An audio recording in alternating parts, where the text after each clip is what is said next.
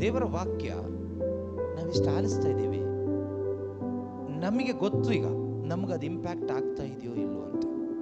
Impact ಆಗದೆ ಇರಲಿಕ್ಕೆ, ಪ್ರಭಾವ ಬೀರದೆ ಇರಲಿಕ್ಕೆ ಬಹಳಷ್ಟು ಕಾರಣಗಳು ಇದೆ.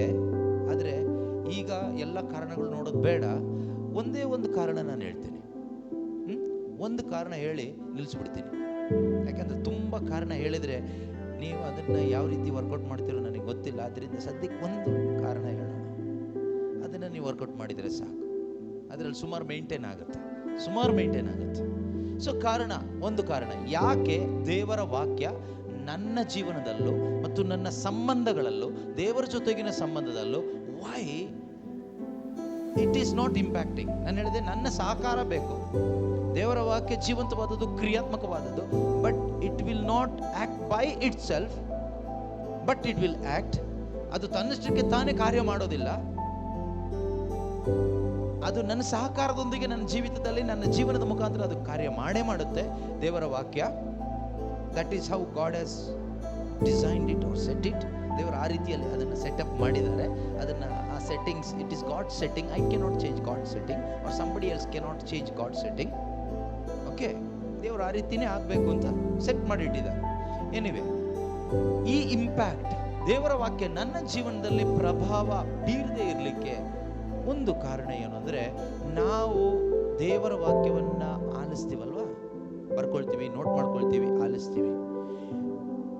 ಆಲಿಸಿ ನಾವು ಮನೆಗೆ ಹೋದ ನಂತರ, after going back home, after hearing the word of God, we go back to our home.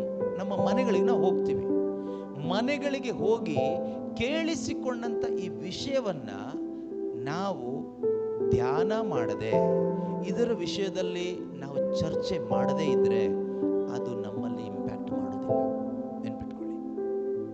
So ಇವತ್ತಿನಿಂದ ನೀವು ಏನು ಮಾಡಬೇಕು ಅಂದರೆ, after hearing the word of God, after retreat, any retreat, whether it is online WebEx meeting or offline retreats, any teachings, any hearing of God's word, ಯಾವುದೇ ದೇವರ ವಾಕ್ಯದ ಬೋಧನೆ ಅಥವಾ ಕಲಿಕೆ ಏನೇ ಇರಲಿ, ಧ್ಯಾನ ಇರಲಿ, ಏನೇ ಇರಲಿ, ಧ್ಯಾನ ಮುಗಿದ ನಂತರ ನಾವು ಮನೆಗೆ ಹೋದ ಮೇಲೆ, not one day, at least for few days, ಕೆಲವು ದಿವಸಗಳು ನಾವು ಮಾಡಬೇಕಾದ ಕೆಲಸ ಏನು ಅಂದರೆ, ವಿ ನೀಡ್ ಟು ಮೆಡಿಟೇಟ್. ನಾವು ಧ್ಯಾನಿಸಬೇಕು. ಧ್ಯಾನ ಮಾಡೋದು ಅಂದರೆ ಆಲೋಚನೆ ಮಾಡೋದು, ಥಿಂಕ್ ಮಾಡೋದು. We need to meditate. ನಾವು ಥಿಂಕ್ ಮಾಡ್ಬೇಕು. ಮನೆಗೆ ಹೋದ್ಮೇಲೆ ನಾವು ಹೋಗೋ ದಾರಿಲೇನೆ ಬೇರೆ 108 ಆಲೋಚನೆ ಮಾಡಿಕೊಂಡು, ಬೇರೆ 108 ಮಾತುಕತೆಗಳು ಮಾತಾಡಿಕೊಂಡು, ತಮಾಷೆಗಳು ಮಾಡಿಕೊಂಡು, ಹರಟೆ ಹೊಡ್ಕೊಂಡು ಹೋಗ್ಬಿಟ್ರೆ ಕಾಗೆ ಕಚ್ಕೊಂಡು ಹೋದಂಗಾಗುತ್ತೆ. ಒಬ್ಬನು ಬಿತ್ತನೆ ಮಾಡಲು ಹೊರಟ, ಕೆಲವು ಬೀಜಗಳು ಕಾಲ್ದಾರಿಯಲ್ಲಿ ಬಿತ್ತು, ಕಾಗೆ ಬಂತು, ಕಚ್ಕೊಂಡು ಹೋಯಿತು. ನಮ್ಮಲ್ಲಿ ಅನೇಕರ ಪರಿಸ್ಥಿತಿ ಹಾಗೆ ಇದೆ.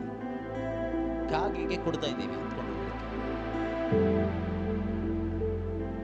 ನಿಜವಾಗ್ಲೂ ನೀವು ಕೇಳಿಸಿಕೊಂಡಂತ ದೇವರ ವಾಕ್ಯಗಳನ್ನ ನಿಮ್ಮ ಮನಸ್ಸಿನಲ್ಲಿಟ್ಟು ಹಗಲಿರುಳು ಎನ್ನದೆ ಅದನ್ನ ಧ್ಯಾನಿಸುವುದೇ ಆದರೆ, ಕೀರ್ತನೆ 1ರಲ್ಲಿ ಹೇಳುತ್ತಲ್ವಾ, ಅವನು ಅದರ ಫ್ರೂಟ್ ಅನ್ನ ನೋಡ್ತಾನೆ. ನಾನು ಹೇಳೋದಾದ್ರೆ, ನೀವೆಲ್ಲರೂ ಇಷ್ಟೊತ್ತಿಗೆ ದೊಡ್ಡ ಮಿಷನರಿಗಳಾಗ್ತಾ ಇದ್ದೀರಿ. You will go with the mission. ನೀವೊಂದು ಮಿಷನ್ ಒಂದಿಗೆ ಬದುಕ್ತಾ ಇದ್ದೀರಿ. ಮಿಷನ್ ಅಂದ್ರೆ ಶುಭ ಸಂದೇಶ ಎಲ್ಲ ಕಡೆ ಸಾರಲ್ಪಡಬೇಕು. ಎಲ್ಲ ಮಾನವರು ಸತ್ಯವನ್ನು ಅರಿತು ರಕ್ಷಣೆ ಪಡೆದುಕೋಬೇಕು, ಯೇಸುವನ್ನು ಕಂಡುಕೋಬೇಕು. This is the mission of the church. Okay, go and make all people my disciples. ಹೋಗಿ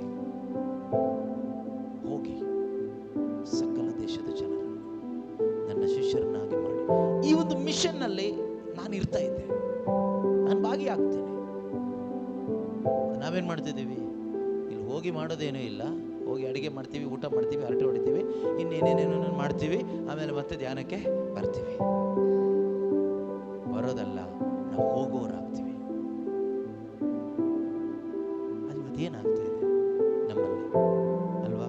ಕಾರಣ ಏನು ಅಂದರೆ, ಮನೆಗೆ ಹೋದ ನಂತರ ವಿ ಆರ್ ನಾಟ್ ಮೆಡಿಟೇಟಿಂಗ್. ನಾವು ಧ್ಯಾನಿಸ್ತಾ ಇಲ್ಲ. ಕೆಲವರು ಇನ್ನೂ ಯಾವ ರೀತಿ ವಂಚನೆಗೊಳಗಾಗ್ತೀವಿ ಅಂದರೆ, ಮನೆಗೆ ಹೋದ್ಮೇಲೆ ವಿ ಸ್ಟಾರ್ಟ್ ಜಡ್ಜಿಂಗ್, ವಿಮರ್ಶೆ ಮಾಡ್ತೀವಿ. ಇದು ಹೇಳಿ ತಪ್ಪಲ್ವಾ? ಇದು ಹೀಗೆ ಹೇಳ್ಬಾರ್ದಾಗಿತ್ತು, ಇದು ಯಾಕೆ ಹೇಳಿದ್ರು? ತಿಳ್ಕೊಳ್ಳೋದಕ್ಕೋಸ್ಕರ ಕೇಳೋದು ತಪ್ಪಲ್ಲ. ನಾನು ಹೇಳಿದ್ನಲ್ಲ, ನೀವು ಮನೆಗೆ ಹೋಗಿ ಡಿಸ್ಕಷನ್ ಮಾಡಿ. ಆರ್ಗ್ಯುಮೆಂಟ್ಸ್ ಅಲ್ಲ, discussions. Arguments leads to destruction. ಆದರೆ healthy constructive discussion leads to life. It will build you up. But unhealthy arguments will destroy. But healthy discussion will construct you. So ನಾವು ಕನ್ಸ್ಟ್ರಕ್ಟ್ ಆಗಬೇಕಾದ್ರೆ, ಬಲಗೊಳ್ಬೇಕಾದ್ರೆ ನಾವೇನ್ ಮಾಡಬೇಕು ಅಂದ್ರೆ, ಒಂದು ನಾವು ಧ್ಯಾನ ಮಾಡಬೇಕು. ಇದು ಪರ್ಸನಲ್ ಆಗಿ ಒಂದು ಕಮಿಟ್ಮೆಂಟ್ ತರ ತಗೋಬೇಕು. ಸೋಂಬೇರಿಗಳಾಗಬಾರ್ದು ಈ ವಿಷಯದಲ್ಲಿ. ಯಾಕೆ ಅಂದ್ರೆ ದೇವರು ನಮಗೆ ತುಂಬಾ ಬೆಲೆ ಇರೋದನ್ನು ಕೊಡ್ತಾ ಇದ್ದಾರೆ. Every day god is giving valuable things, heavenly things. ಲೋಕಕ್ಕೆ ಸಂಬಂಧಪಟ್ಟಿದ್ದೇನು ಕೊಡ್ತಾ ಇಲ್ಲ. ನಿತ್ಯತೆಗೆ ಸಂಬಂಧಪಟ್ಟಿದ್ದು, ನಮ್ಮ ರಕ್ಷಣೆಗೆ ಸಂಬಂಧಪಟ್ಟಿದ್ದು, ಎಲ್ಲ ಮನುಷ್ಯರ ರಕ್ಷಣೆಗೆ ಸಂಬಂಧಪಟ್ಟಿದ್ದು, ಸಾಲ್ವೇಷನ್ ಆಫ್ ಆಲ್ ಪೀಪಲ್ ಅಂತ ಆತ್ಮಿಕ ಸತ್ಯಗಳನ್ನು ದೇವರು ನಮ್ಮೆಲ್ಲರಿಗೂ ಕೊಡ್ತಾ ಇದ್ದಾರೆ. What are you going to do with this truth? ನೀವು ಹೊಸ ಮೊಬೈಲ್ ಫೋನ್ ತಗೊಂಡಾಗ, ಹೊಸದು ಬ್ರ್ಯಾಂಡ್ ನ್ಯೂ ತುಂಬಾ ಫಂಕ್ಷನ್ ಇರುವ ಫೋನ್ ತಗೊಂಡ್ರಿ, ಅಥವಾ ಯಾವುದೋ ಒಂದು ಒಡವೆ ತಗೊಂಡ್ರಿ ಒಳ್ಳೆ ಕಾಸ್ಟ್ಲಿದು, ನೀವು ಮನೆಗೆ ಹೋದ್ಮೇಲೆ ಏನು ಮಾಡ್ತೀರಿ? ಆ ಫೋನ್ನ ಸೈಡಿಗೆ ಇಡೋದಿಲ್ಲ. ಆ ಫೋನ್ನ ಆನ್ ಮಾಡಿ ಏನೆಲ್ಲ ಫಂಕ್ಷನಾಲಿಟೀಸ್ ಇದೆ, ಅದರಲ್ಲಿ ಏನೆಲ್ಲ ಆಪ್ಷನ್ಸ್ ಇದೆ, ಅದು ಹೇಗೆ ವರ್ಕ್ ಆಗುತ್ತೆ ಅನ್ನೋದನ್ನು ರಿಸರ್ಚ್ ಮಾಡ್ತೀವಿ. ಏನೆಲ್ಲ ಆ್ಯಪ್ಸ್ ಇನ್ಸ್ಟಾಲ್ ಮಾಡ್ಲಿಕ್ಕಾಗುತ್ತೋ ಎಲ್ಲ ಮಾಡ್ತೀವಿ. ಬಾಕ್ಸ್ ಪೀಸ್ ತಗೊಂಡೋದ ತಕ್ಷಣ, ಮೊದಲು ನಾವು ಈ ಕೀಪ್ಯಾಡ್ ಇರೋ ಫೋನ್ ಯೂಸ್ ಮಾಡ್ತಾ ಇದ್ದಿದ್ದು, ಈಗ ಸಡನ್ ಆಗಿ ನಮ್ಮ ಕೈಗೆ Android phone, Apple phone, iPhone ಸಿಕ್ಬಿಟ್ಟಿದೆ. ಈಗ ಇದನ್ನು ತಗೊಂಡೋಗಿ ಸುಮ್ಮನೆ ಇಟ್ಕೊಂಡು ನಿದ್ದೆ ಮಾಡಲ್ಲ ನಾವು ಯಾರು. ನಿದ್ದೆಗೆಟ್ಟು ರಾತ್ರಿ 2 ಗಂಟೆ 3 ಗಂಟೆ ತನಕ ಅದರಲ್ಲಿ ಆ್ಯಪ್ ಇನ್ಸ್ಟಾಲ್ ಮಾಡ್ತೀವಿ, ಅದರಲ್ಲಿ ನೋಡ್ತೀವಿ, ಆನ್ ಮಾಡ್ತೀವಿ, ಏನೆಲ್ಲ ಮಾಡ್ಲಿಕ್ಕೆ ಆಗುತ್ತೆ ಅದನ್ನೆಲ್ಲ ನೋಡಿ ಎಂಜಾಯ್ ಇನ್ ದ್ಯಾಟ್. ಅದೇ ರೀತಿ ಒಂದು ಒಡವೆ ತಗೊಂಡು ಹೋದರೆ ಅದನ್ನು ಮತ್ತೆ ಕೈಯಲ್ಲಿ ಹಿಡಿದು ಕುತ್ತಿಗೆಗೆ ಹಾಕಿ, ಅವರು ಕುತ್ತಿಗೆಗಿಟ್ಟು ಇವ್ರು ಕುತ್ತಿಗೆಗಿಟ್ಟು, ಅವ್ರಿಗೆ ಫೋನ್ ಮಾಡಿ ಇವ್ರಿಗೆ ಫೋನ್ ಮಾಡಿ, ಬರೀ ಆ ಒಡವೆ ಬಗ್ಗೆನೇ ಹೇಳ್ತೀವಿ, ಈ ಫೋನ್ ಬಗ್ಗೆನೂ ಹೇಳ್ತೀವಿ. ಐಫೋನ್ ಅಂತ, ಇದು ಅಲ್ಲಿಂದ ತಂದಿದ್ದಂತೆ, ಇದ್ರ ಫಂಕ್ಷನ್ ಈ ಥರ ಇದೆಯಂತೆ, ಇದು 14ಗಿಂತ 15 ತುಂಬ ಚೆನ್ನಾಗಿದೆಯಂತೆ, ಇದು ಫಸ್ಟೇ ನನ್ನ ಕೈಗೆ ಸಿಕ್ಕಿದೆಯಂತೆ, ಇದು ಯೂನಿಕ್ ಪೀಸ್, ಅದು ಏನೇನೋ ಹೇಳ್ತೀವಿ. ಆ್ಯಂಟಿಕ್ ಪೀಸ್, ಯೂನಿಕ್ ಪೀಸ್, ಏನೇನೋ ವರ್ಡ್ಸ್ ಇದೆಯಲ್ಲ ಎಲ್ಲ ಹಾಗೆ ಹೇಳ್ತೀವಿ. ಆದರೆ ನಿಮಗೆ ಸಿಕ್ಕಿರುವ ಆ್ಯಂಟಿಕ್ ಪೀಸ್, ಯೂನಿಕ್ ಪೀಸ್ ಯಾವುದು? Word of God. How much you are sharing about this piece?